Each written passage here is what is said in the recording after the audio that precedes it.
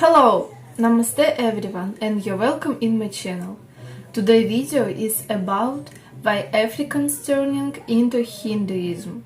If you don't have subscribed my channel, then please subscribe it.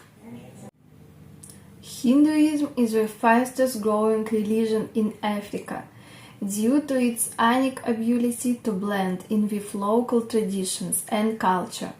The teachings of Hinduism have a universal appeal and were able to achieve widespread acceptance by the African population of different classes and beliefs.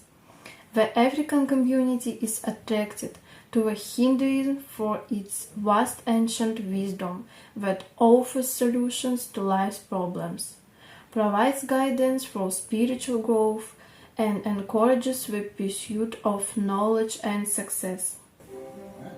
Kenya में रथ यात्रा, कृष्णा आरती, Mauritius भगवान शिवा की 5th tallest statue, घाना में गणेश चतुर्थी, उनकी देवी आरती, Uganda के हिंदू भक्त, Sudan की traditional wedding ceremony और वहाँ के यज्ञ। इंडिया से हिंदू सबसे ज्यादा कहाँ पे माइग्रेट होते हैं? Western countries, right?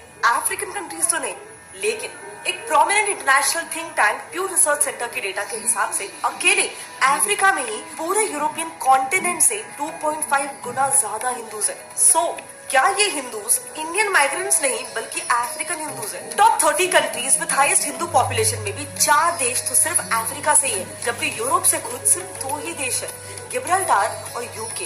ये है घाना, अफ्रीका की कंट्री जिसमें 10 सालों में हिंदूज की आबादी 12,000 से 2.5 लाख हो गई है। सो क्या अब ज्यादा से ज्यादा अफ्रीकन हिंदूज बनते जा रहे हैं? Well actually it's not all that surprising, क्योंकि अफ्रीका के कई सारे कल्चरल प्रैक्टिसेस हिंदुइज्म से एक्चुअली काफी मिलते हैं। मुंदरी नाम की एक मेजर अफ्रीकन ट्राइब ऐसी है जो काउज, गाय को प्रोटेक्ट करने के लिए लिटरली AK-47 भी चलाने को तैयार है। फैक्चुअली भी देखिए तो कुछ अफ्रीकन ट्राइब्स काउज को गॉड विद वेट नोज कहते हैं और उन्हें देवलोक यानी कि गॉड्स रेल्म और भूलोक यानी कि अर्थ के बीच का एक स्पिरिचुअल कनेक्शन मानते हैं। प्लस काउ यूरिन, इन कल्चर्स में भी काउ यूरिन के एंटीसेप्टिक प्रॉपर्टीज को काफी स्ट्रॉन्गली बिलीव किया जाता है। सो कहीं ना कहीं ये काफी ज्यादा सिमिलर है हमारे हिंदुइज्म से। ऑल्सो जरा इन्हें देखो, ये है अफ्रीकन गॉडेस मावी वटा, जिन्हें अफ्रीका के 20 से ज्यादा देश और 50 से ज्यादा कल्चर्स पूजते हैं, वर्शिप करते हैं। एंड क्या आपको ये किसी तरह से सिमिलर नहीं लग रहे हैं? यस, ये बिल्कुल हमारे हिंदू गॉड शिवा की तरह दिखते हैं। फिजिकल अपीयरेंस, गले में नागराज से लेकर उनकी आइडेंटिटी यानी कि मामी वटा एक वाटर एसोसिएटेड डेटी है, वही सबको पता है कि शिवा की जटाओं से गंगा बहती है, ऐसे माना जाता है हिंदुइज्म में। अफ्रीकन डेटी ओगुन को भी देखें तो उनका अपीयरेंस भी मुरुगन स्वामी की तरह काफी ज्यादा सिमिलर है। और इजिप्शियन गॉडेस आइसिस और काली माता के सिर्फ फिजिकल फीचर्स ही नहीं बल्कि कैरेक्टरिस्टिक्स भी काफी ज्यादा सिमिलर है। उनके लिए भी ये डीटी फीमेल पावर और डिस्ट्रक्शन को रिप्रेजेंट करती है। इस सबसे यही समझ में आता है कि इंडियन कल्चर और अफ्रीकन कल्चर एक दूसरे से काफी ज्यादा कनेक्टेड है, विच मेक्स मी थिंक कि ये कनेक्शंस आखिर कितने पीछे तक ट्रेस कर सकते हैं हम लोग। वेल, एक पॉपुलर बिलीफ के अनुसार वास्को ड गामा, जो समुद्री रास्ते से इंडिया आने वाला है, पहले यूरोपियन माने जाते हैं। दरअसल उसे अफ्रीका में मौजूद एक गुजराती ट्रेडर इंडिया तक लेकर आए थे, ऐसा माना जाता है। अब ये तो एक पॉपुलर बिलीफ है, लेकिन जब हमने इस दिशा में थोड़ी और छानबीन की तब पता चला कि ये इंडो अफ्रीकन रिलेशंस तो सेंचुरीज ओल्ड है।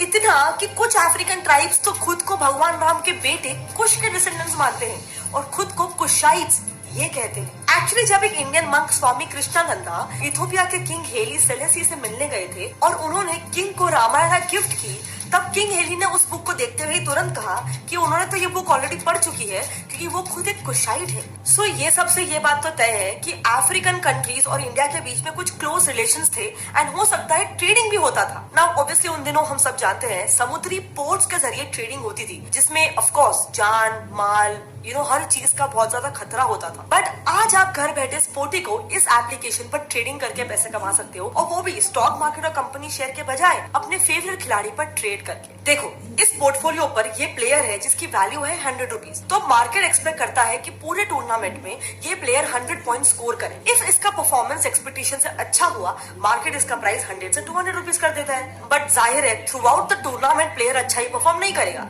ऐसे में आप इस प्लेयर को बेचोगे तो आपको 100 रुपीज का प्रॉफिट हो जाएगा। बट अगर प्लेयर खराब खेल रहा हो तो इसकी मार्केट 20 या फिर 30 पॉइंट से माइनस होकर 50 रुपीज भी हो सकती है। अब अगर आपको लगता है कि इस प्लेयर को अंडर वैल्यू किया गया है तो आप इस प्लेयर को खरीद भी सकते हो और उसके अच्छे परफॉर्म करने पर इसे बेचकर पैसा भी कमा सकते हो। इस ऐप का बेस्ट पार्ट ये है कि इसमें आप 10 रुपीज से स्टार्ट कर सकते हो only. So what are you waiting for? मेरे कूपन कोड play50 यूज करके आपको 100 रुपीज का ज्वाइनिंग बोनस के साथ 50 रुपीज का वेलकम बोनस भी मिलेगा, एब्सोल्युटली फ्री। तो अभी ही डिस्क्रिप्शन में दिए गए लिंक से स्पोर्टिको एप्लीकेशन को डाउनलोड कीजिए। Now coming back to the topic कि कुशाइट्स वाली बात कितनी सच है। तो इथोपिया में आज जब हम वहाँ के लोकल स्कूल्स में कुश नाम के कैरेक्टर के फादर के रेफरेंसेस पढ़ते हैं तब उनमें राम की जगह हैम लिखा हुआ है। और स्वामी कृष्णानंदा के अनुसार वेस्टर्न सिविलाइजेशंस राम को काफी टाइम तक राम RHAM बोला करते थे, जो बाद में चलकर R हट के हैम बन गया। ऑल्सो हमारे खुद के कई हिंदू रिलीजियस बुक्स में ऐसा मेंशन है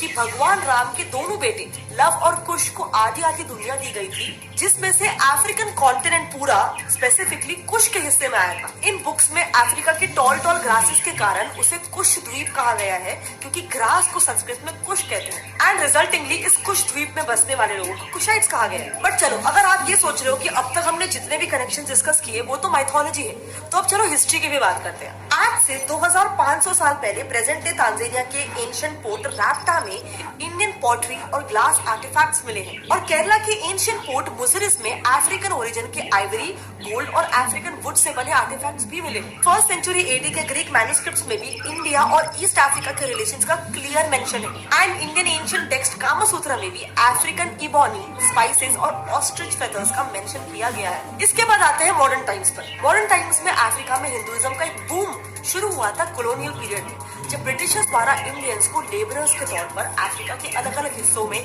जैसे कि मॉरिशस हो गया, साउथ अफ्रीका, युगांडा और घाना, ऐसे एरियाज में ले जाया गया था। और तो आप मानोगे नहीं, मॉरिशस के फादर ऑफ नेशन भी इंडियन ओरिजिन के ही है। ऐसा इसीलिए क्योंकि मॉरिशस वो पहला अफ्रीकन देश था जिसमें 1834 से 1920 के बीच करीब 5 लाख इंडियन लेबरर्स पहुंच गए थे, जिनमें से फिर 2/3 वहीं परमानेंटली सेटल भी हो गए थे। इन सेटलर्स का वहां पर आज इन्फ्लुएंस इतना बड़ा है कि कुछ हिंदू कम्युनिटी से ही बन रहे हैं। देन दूसरा देश है युगांडा, जिसमें अगेन मॉरिशस की तरह लेकिन उससे हल्का सा कम, करीब 40,000 इंडियनिज्म खत्म हुआ। अगेन काफी इंडियंस वहीं रुक गए और इस सेटल्ड इंडियन कम्युनिटी का इवेंचुअली वहां डोमिनेंस इतना बढ़ गया कि युगांडा की 90% इकोनॉमी चलने वाली इस कम्युनिटी को डिक्टेटर इदी अमीन ने जब अपने देश से एक्सपेल कर दिया था। ये बहुत ही फेमस इवेंट है। तो देखते ही देखते युगांडा की पूरी इकोनॉमी ही कोलैप्स हो गई थी, जिसे बचाने के लिए, जिससे ओवरकम करने के लिए अभी 1992 में ही युगांडन गवर्नमेंट को मजबूरन उन्हें वापस बुलाना पड़ा। जितने गए थे ऑफकोर्स वो वापस नहीं आए, पर उसके बावजूद भी आज युगांडा में 30,000 इंडियंस हिंदूज रहते हैं और उनकी फैक्ट्रीज एंड अन्य वेंचर्स की वजह से युगांडा का 65% डोमेस्टिक रेवेन्यू अकेले इस इंडियन कम्युनिटी से ही आता है। तीसरी कंट्री है साउथ अफ्रीका, जिसकी नेटल प्रोविंस में ही 1860 से लेकर 1866 के बीच सिर्फ 6 सालों में करीब 6,000 इंडियन लेबरर्स बसाए गए थे। बट फिर 19th सेंचुरी में उसका एक दूसरा शहर डरबन इंडस्ट्रियलाइजेशन का सेंटर बन गया और इसीलिए वो इंडियंस नेटल से डरबन शिफ्ट हो गए। देन चौथी और सबसे मेजर कंट्री घाना। यहाँ तो लिटरली वहाँ रहने वाले अफ्रीकन हिंदूज का नंबर इमिग्रेटेड इंडियन हिंदूज से भी ज्यादा है। इनके बनने की शुरुआत हुई थी वर्ल्ड वॉर 2 के दौरान, जब ब्रिटिशर्स की तरफ से लड़ रहे इंडियन सोल्जर्स वॉर के बाद वहाँ पर जाकर परमानेंटली सेटल हो गए थे। वहाँ सेटल होते वक्त ये सोल्जर्स ऑफकोर्स अपने रिलीजन को भी वहाँ पर साथ लेके चले गए। बट फिर हुआ ये कि क्योंकि वहाँ पे लोगों को फोर्सफुली हिंदुइज्म में कन्वर्ट करने की कोशिश नहीं की गई, अपने आप धीरे धीरे वहाँ के लोकल्स भी हिंदुइज्म से काफी अट्रैक्ट और इन्फ्लुएंस होने लगे। एंड यही वजह है कि इस देश में हमें हमारे सबसे इंपॉर्टेंट क्वेश्चन का जवाब भी मिलेगा कि क्योंकि मिशनरीज की तरफ कन्वर्ट होने के लिए अफ्रीकन को पैसे बांटने का पर्सनली हमें कोई प्रूफ नहीं मिला। एंड इसलिए जब हमने हल्का सा और रिसर्च किया, we got this information. African Hindu monasteries, ये 1975 में बना घाना का पहला हिंदू टेम्पल या फिर मोनास्ट्री है, जिसे स्वामी घनानंद सरस्वती जी ने बनाया था। स्वामी घनानंद जी के पेरेंट्स ओरिजिनली क्रिश्चियंस थे, पर जब स्पिरिचुअलिटी से जुड़े अपने कुछ सवालों को लेकर वो इंडिया आए तो ऋषिकेश के स्वामी कृष्णानंदा से इंस्पिरेशनल और शिक्षा लेकर वो खुद एक हिंदू स्पिरिचुअल लीडर में कन्वर्ट हो गए। और फिर इन्हीं हिंदू प्रीचिंग्स को अपने होम कंट्री घाना में फैलाने के लिए उन्होंने कैपिटल अक्रा में वहाँ के पहला हिंदू टेम्पल भी स्थापित किया। आज इस टेम्पल का इन्फ्लुएंस बहुत ज्यादा है। इनफैक्ट इसकी एक स्टोरी भी काफी वर्ल्ड वाइड पॉपुलर है, जिसमें ऐसा बताया है कि एक मुस्लिम लोकल जमार बारूडी अपनी मुस्लिम आइडेंटिटी मेंटेन करते हुए भी सिर्फ अपने मन की शांति के लिए इस मंदिर को विजिट करते हैं। अब अफ्रीकन हिंदूज क्यों बन रहे हैं, अगर इस पर हल्का सा और सोचे तो ऐसा भी हो सकता है शायद कि कुछ लोगों के लिए ये सिर्फ एक रिलीजन नहीं है, बल्कि रेसिज्म को रोकने का भी एक तरीका है। भक्ति तीर्थ स्वामी के जरा ये स्पीच सुनिए। Is simply being used by the soul. If we develop that genuine, you having a white coat or he having a red coat or me having a black coat, these distinctions no longer become such a dominant factor in one's life.